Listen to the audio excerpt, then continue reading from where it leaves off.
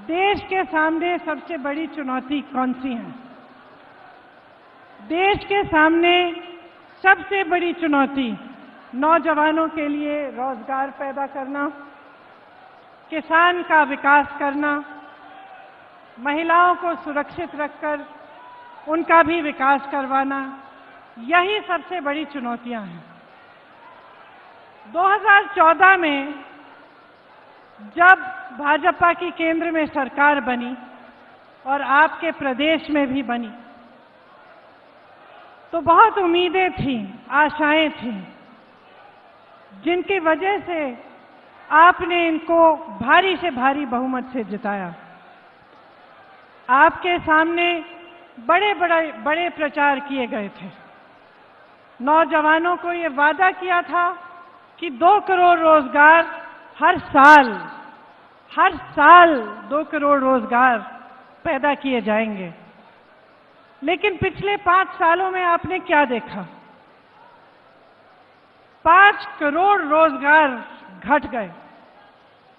नोटबंदी की वजह से, सिर्फ नोटबंदी की वजह से 5 लाख रोजगार कम हुए। रोजगार बनाने के बजाय इनके शासन में रोजगार खोए गए। मनरेगा जो एक ऐसा प्रोग्राम था जिससे ग्रामीण रोजगार मजबूत होता था, जिससे मजदूरी मिलती थी 100 दिनों की, उसको दुर्बल कराया गया। जो मनरेगा के कार्य मजदूरों से कराए जाते थे, वे आज जेसीबी ठेकेदारों द्वारा कराए जाते हैं, ताकि जो मनरेगा की मजदूरी है वह भी समय पे नहीं मिलती।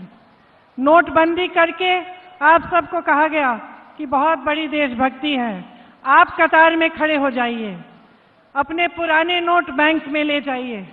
लेकिन क्या हुआ? आपको कहा था कि देश में जितना भी काला धन बाहर है वो देश में वापस आ जाएगा।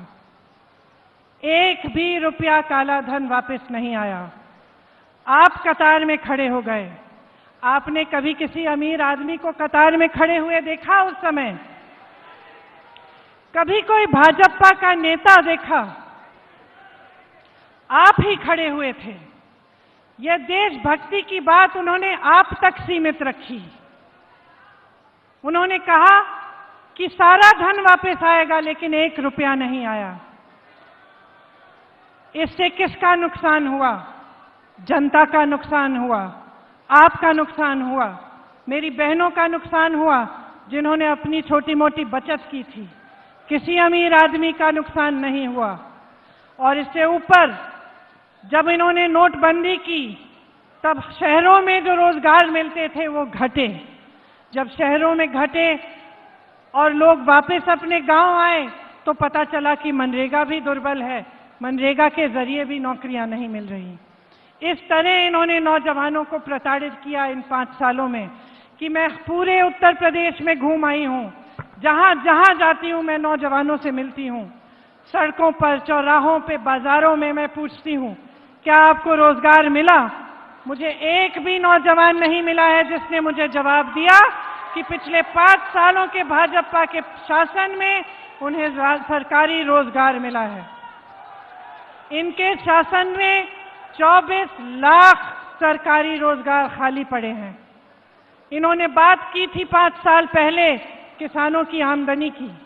कहा था कि किसानों की आमदनी दुगनी की जाएगी।